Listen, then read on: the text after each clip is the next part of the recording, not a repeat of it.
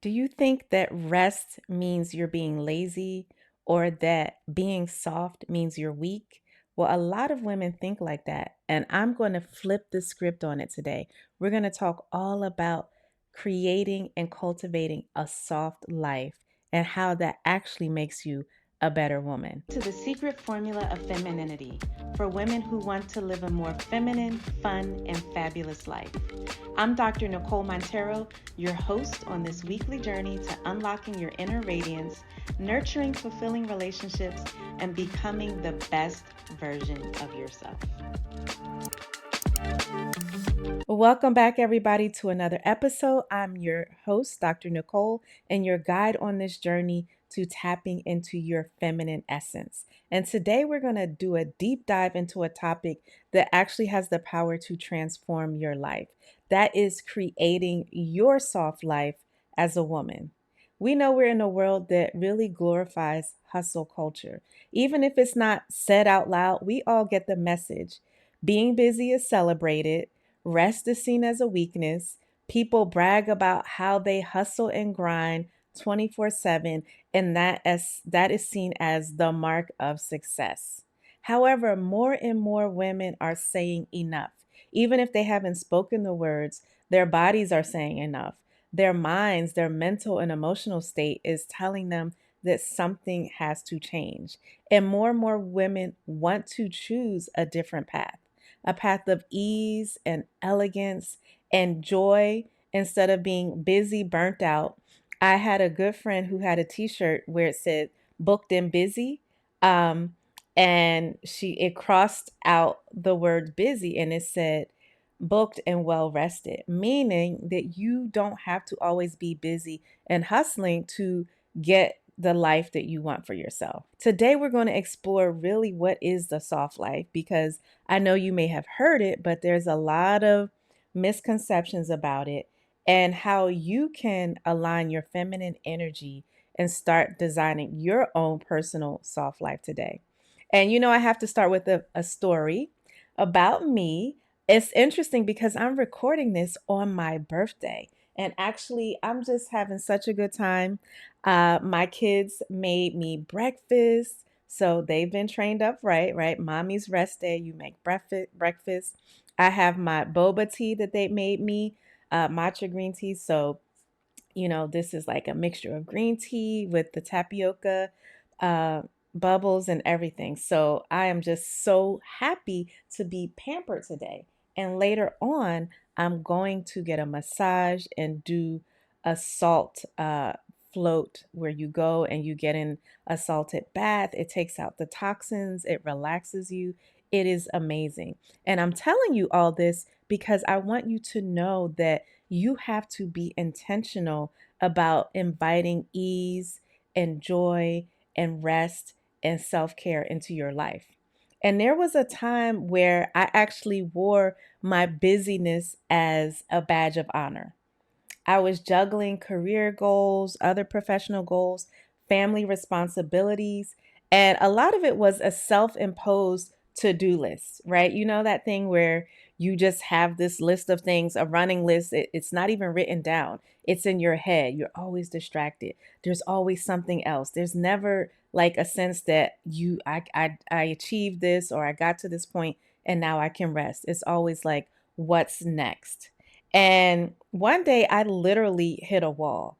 I do a workshop called Banish Burnout and Build Bliss. And I go deep into the story where I was literally sitting on the edge of the bed with my little, at the time, 9-month old baby girl. And I just started crying. But I didn't really have any feelings. At that point, I was numb. And that shows you how extreme that going on autopilot and that just busyness and just always doing the most, as I call it, how far it can go because my feelings were cut off. I was on autopilot, I was numb, but the tears were coming down.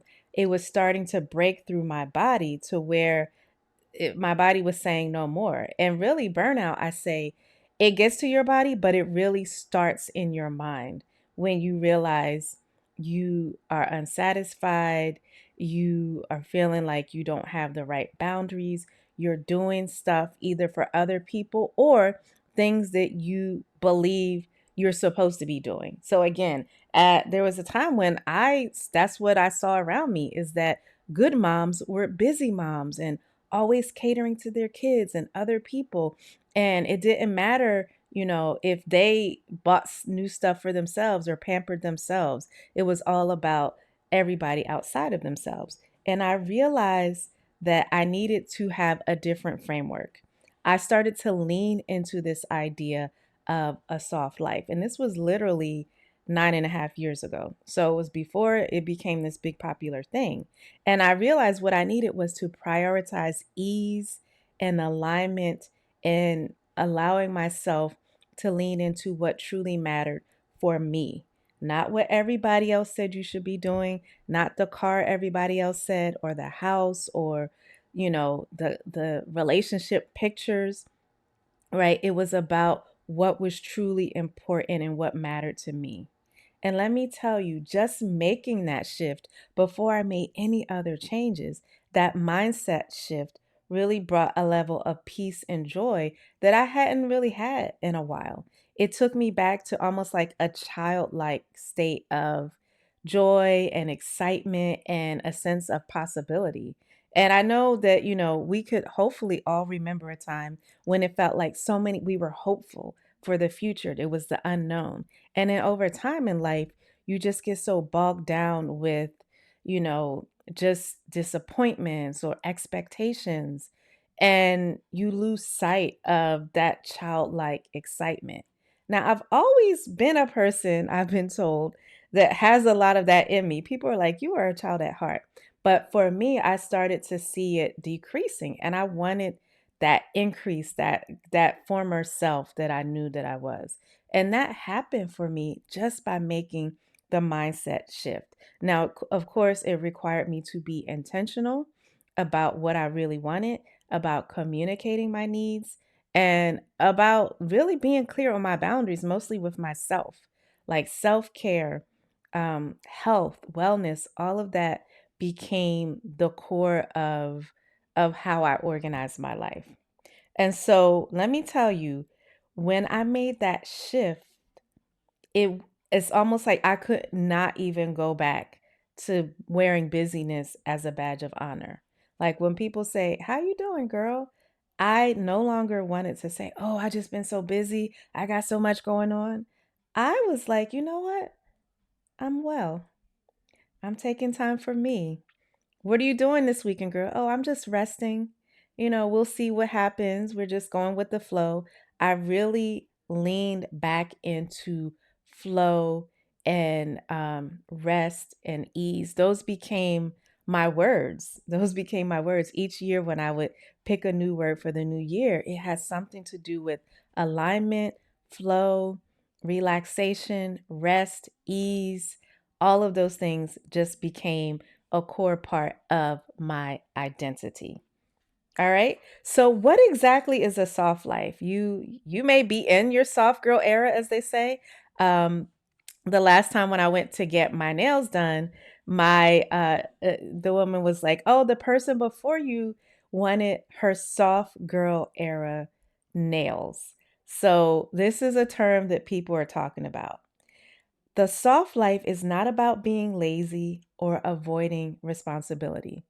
I was on somebody's email list and they sent this email, and I know they were trying to be provocative, but it was like, if don't go into business if you want a soft life. And it went on this whole rampage about, you know, soft women shouldn't be taught to pursue a soft life. They need to have ambitions and goals. So I thought to myself, this person doesn't have a clear understanding.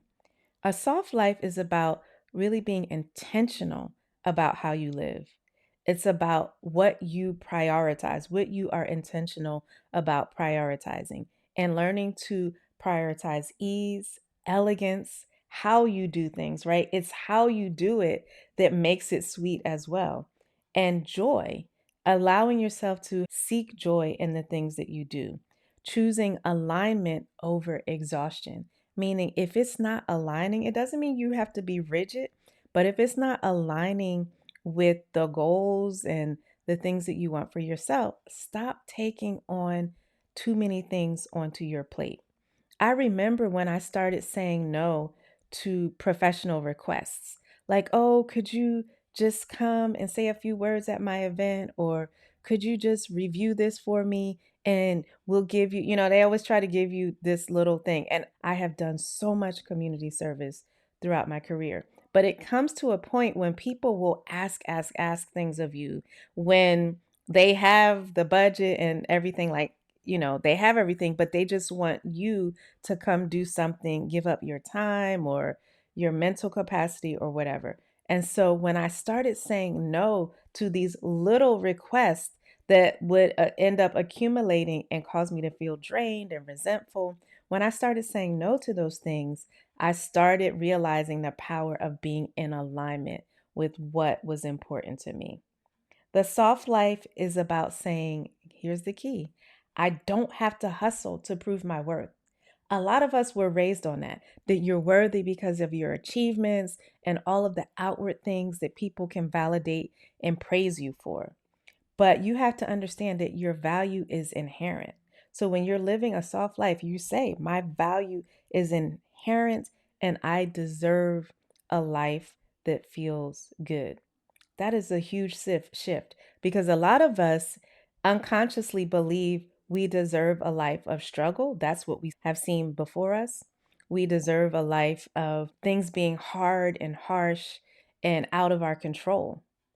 And we're not used to understanding the power that we have to create the lifestyle that we want for ourselves. And when I say lifestyle, I am not just talking about material lifestyle. I'm talking about a lifestyle where the day you have feels good to you, where you have energy throughout your day, where you get to focus on your wellness, where you have a sense that your day is what you make it. And that all of that starts with a mental shift. There are people who have financial freedom, but they don't feel free inside. So the real freedom and how you live your life and the lifestyle you create is really about a mindset. Doesn't that sound beautiful to be able to say, I don't have to hustle to prove my worth? My value is inherent and I deserve a good life. Isn't that beautiful? We all deserve it. And here's the best part: it's actually achievable when you start to embrace your feminine energy. And that's the opposite of this hustle culture that is pushed on us. Hustle culture says we have to always be doing more. We have to achieve more. What's the next degree, the next certification, the next business, this, the next that. Then we start comparing our kids. And it's like it's nonstop. And what we end up doing is we sacrifice our well being for this idea of success or what outwardly looks like success to other people. And when I say what looks like success to other people, is that a lot of times, if your success to other people feels successful to you, then that's great. But what I've seen is a lot of people, women, will have success that looks good to other people, but feels horrible to them. They're in positions that they don't like. They're involved with organizations or activities that they just simply do not want to do, but they don't feel like they don't have the courage, or they haven't developed the courage to be able to not do those things.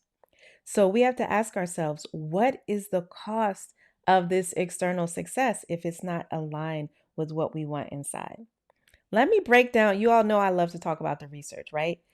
There's tons of studies, I mean, thousands, that show how chronic stress and burnout obviously leads to long-term health problems. So a lot of us, we don't get to move our bodies, we get overweight, we have hypertension, diabetes, all kind of things from this kind of modern lifestyle. But what we don't talk about a lot is the strain it takes on our relationships or our ability to even attract a relationship. Some women are so busy, they want a relationship deep down, but they tell themselves they don't have time. But all of that overworking is just a temporary fix, it's filling a void. So, this chronic stress, it leads to strained relationships. And honestly, we become less productive for the things we want to do when we work ourselves to death, when we don't put rest into our day, when we don't think about how we eat, where we don't have a mental break, where we don't have time for the things that we that are joyful to us and that are going to make us happy. And let's not forget emotionally. Feeling like you're never enough. We don't talk enough about this. Some of the most successful people I know are their worst critics, number one, and they feel like they're not enough. And I always thought, what a sad thing. The people who are doing the most for others, contributing to society, following the paths of success are often the ones that feel confined by that. And they also feel like they're not enough. And that underlying, like that ongoing, it's like a background noise. You ever, they say people who live near the airport, there's this constant hum that takes a toll on their health because it's this ongoing background noise. Well, some of us have ongoing negative background thoughts that take an emotional toll. You're not enough. Look at so and so. She's doing better. What are you doing with yourself? What are you going to do next? All of that is very draining. So, you know what, ladies? It's time to rewrite that narrative. You don't have to hustle endlessly. You don't have to always be busy. You don't always have to be doing the most to create a life of meaning and success for yourself. And in fact, my business, my coaching business, my therapy business, the things that I do, speaking and consulting, I work less now and it is more successful. My mind is clear. I only do things that are exactly aligned with my purpose, and I'm not doing a bunch of extra stuff. So let's talk about you. How can you create a soft life? If you are convinced that you're ready to get off the hustle train, where do you start? You might be asking yourself. One is you have to define your values. That comes with everything, right? When you hear me talk about relationships, it's like it starts with defining your values, what's important, what truly matters to you. Is it financial, wealth at all costs, no matter how tired or exhausted you are? Is it balance? Is it contributing something? Is it being in line with your purpose? Only you can answer that. What brings you peace and joy? And I will tell you, for most people, it's not purely work, but you have to come to that conclusion on your own. If you say that work is the thing that defines you, that gives you your purpose, like only your work, and that's what brings you happiness, I would say write that down, right? But try to go back to the drawing board and find out why you're not making room for other things in your life. What about relationships? What about recreation? What about your well being and connecting to community? So ask yourself what truly matters to you and write it down. The other thing is, you hear me talk about embrace vulnerability. Well, here's another thing I want you to embrace: intentionality. That simply means be intentional, put thought into it. I remember a mentor I had said, the life you want does not just come by chance. It's not just going to happen because you went to school or you did this or you have these friends. Like, it happens because you you are intentional about it.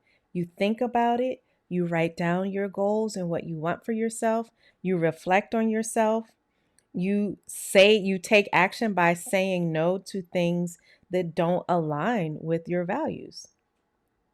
You say yes to things that do align for your values, and you understand that that's not selfish. That is self-preservation.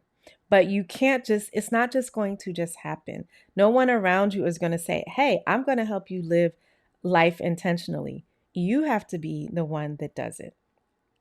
The other thing is taking seriously prioritizing self care and rest.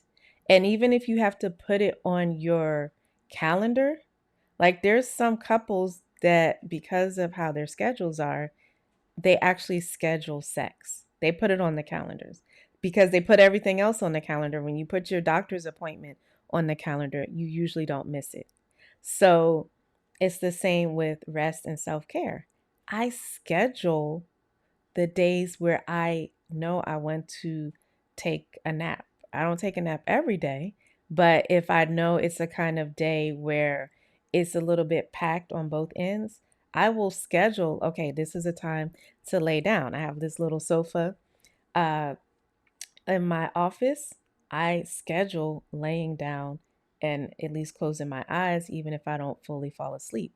Schedule whatever makes you feel good, your massage, your walks, your facials, your hair care, and make it things that are nourishing to you, not just things that are about looking good on the outside. I think if it makes you feel, if you look good, you feel good, right? I do agree with that. But a lot of times we put so much focus on the external that we neglect internal self-care. Some of the best self-care is a good night's sleep, reading a good book, taking a hot bath, smelling the flowers, right? Start a garden, bring plants into your house. Those things are showing that you are planful and intentional about your self-care and your rest. And of course, setting boundaries. You know, I'm the boundaries queen. So when we talk about alignment, alignment is really another way of saying boundaries. Because when you do things that are in alignment with what you want for yourself, then you're saying no to certain things. You're making tough decisions. Let me tell you, when I started saying no to requests for certain things, like, oh, we got your name from this organization. Can you help my friend do such and such? I was asked to help somebody figure out how to write their book. I was asked to help somebody figure out a career path. And it's okay to answer a question here or there, but a lot of times people will be coming to you almost for you to act as a consultant for them. And that takes a lot of time and energy and mental energy. So when I started saying no to those things, yeah, it upset a few people. Whether they said it to me or not, it at the very least surprised them. So having the courage to have boundaries where you're okay with upsetting people, even, if you used to say yes to everything before, and they're going to be like, well, she's acting funny now. She switched up. She changed. Well, yes, indeed, you did change. Shouldn't we all be changing and switching up to become better versions of ourselves? And boundaries are one of the ways that you do that. Protect your time, and it's going to help you in your relationship. Celebrate the small moments. I can't say this enough. I've been in so many different, I thrive on communities. So I've been in different communities, coaching communities, and things like that. And I remember one of the speakers in one community was saying, um, people don't respect small. That's why they're not getting the success they want or the fulfillment they want. They only see the end goal, the big goal. And when they are not there yet, they get discouraged. They don't feel satisfied. They feel like things are not working for them. And if they celebrated the small moments, if you got 7 to 8 hours of sleep at least once or twice this week, big up to you. Kudos to you. That is a win, especially if you were someone that was running on just fumes before, where you weren't getting sleep, right? It's the small moments that help you to practice gratitude and really enjoy the beauty in everyday life. There is beauty in the fact that I'm sitting here drinking a homemade bubble matcha green tea that my daughter made for me because she said, Mommy, you deserve it on your birthday. That's joy because I feel like I did something right to train her to understand that she has to honor her mom and pamper her mom as well. And I hope that she learns to pamper herself and communicate that to the people in her life as she grows up. Also, the quiet moments. Sometimes it's just sitting with yourself and taking stock of how much you've grown and celebrating that. You may have grown in how you see yourself, not being so negative about yourself. You may have grown in your ability to say no. Let's take a chance to celebrate those small personal development wins. And it's not even that they're small. Sometimes they feel small to us, but they are a big deal. I remember one woman, so in my coaching community, the Boundaries to Bliss Inner Circle, we have check ins when we do our live coaching calls every 2 weeks. And we check in with our wins. And one of the women was like, "Oh, I can't think of any wins." And then she proceeded to talk about how she noticed that she had been slowing down. She was just walking through the store, not with this hurried pace and, serious look on her face, but she was just enjoying her time in the store, feeling light, feeling free. And I said, that is such a huge win. And a lot of times we don't appreciate those wins. And now let's talk about the soft life in relationships, because we talk about relationships here.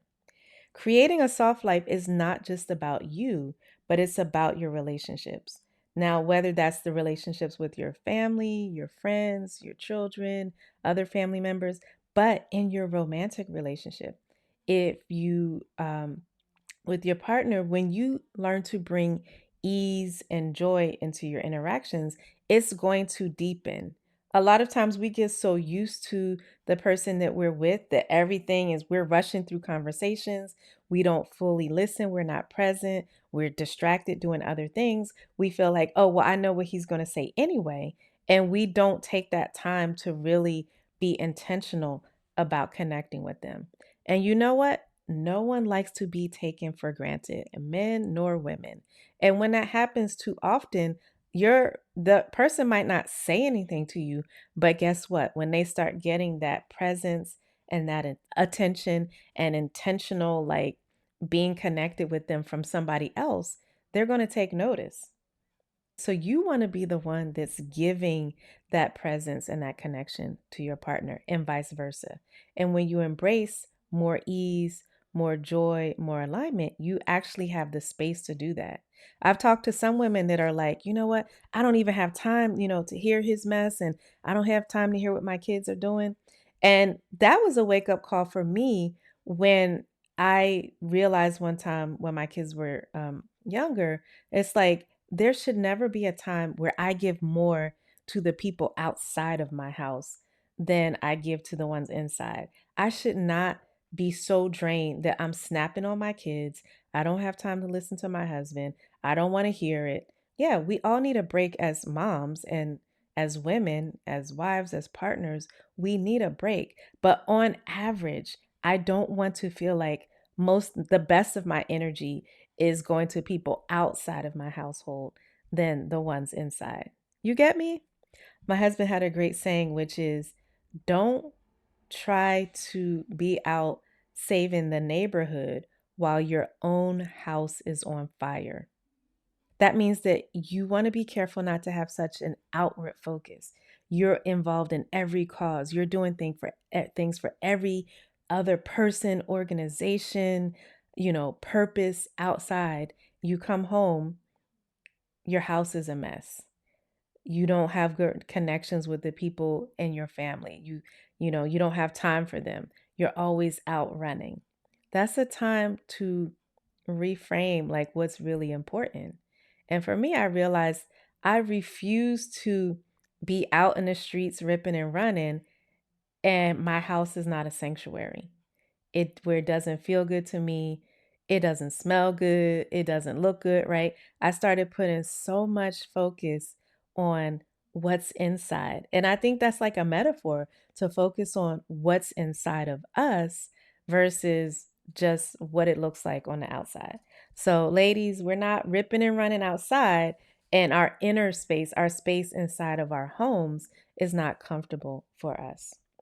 And I get it. Sometimes we're outside because the house does feel chaotic, but that's a sign to start like tackling that. If your house feels chaotic, you might need help organizing it or you need a plan. I had a great guest, and I'm going to have her back, Coach Charlie, that helps women to declutter their space. And it's more about what it feels like when you have a clear space than even what it looks like for you.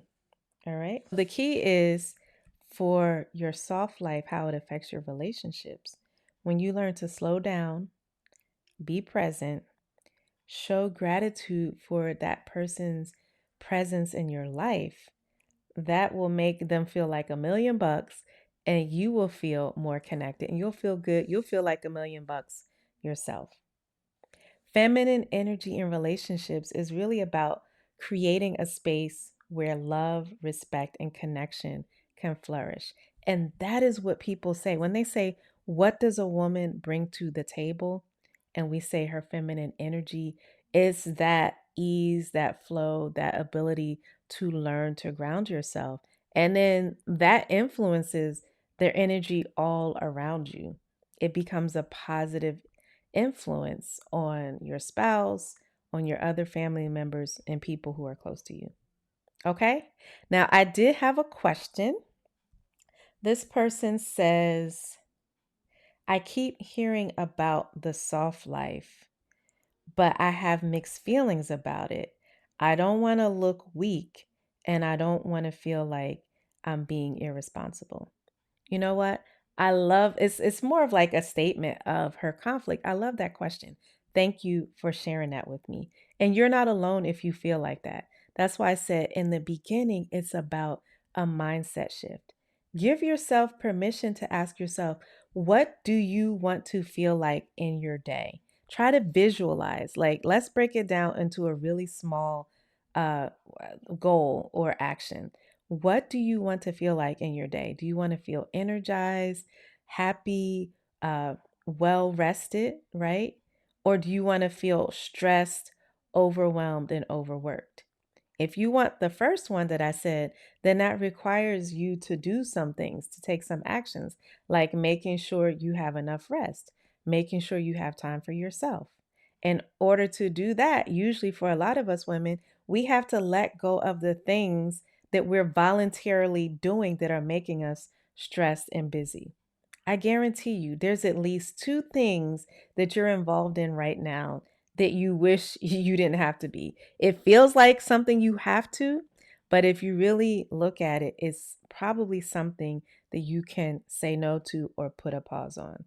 So just start by really connecting with what you want to feel like in your day, what you want your day to look like in terms of, just how you are, how you walk through your day and what you're going to need to do more of in order to have that, and what you're going to have to take off the plate in order to have your day look like that. And you deserve it. We all deserve it. Ladies, we deserve to have a sense of well being, to feel fulfilled, to feel well, to not feel sluggish. I'm going to have um, to not feel sluggish and drained and exhausted. You don't have to live that way. Okay. I want to thank you so much for joining me on this episode. Don't forget, if you want to dig deeper into how to create your own soft life, how to have the fulfilling relationships that you want, how to actually just become the best version of yourself, then you can check out my community, the Boundaries to Bliss Society Inner Circle. This is a group of women, a community that is on the same path as you. And I am the guide to help you get to the best version of yourself. The information is in the show notes. Click on the link. Until next time, stay soft, stay intentional, and keep creating the life that feels as good as it looks on the outside. I'm Dr. Nicole.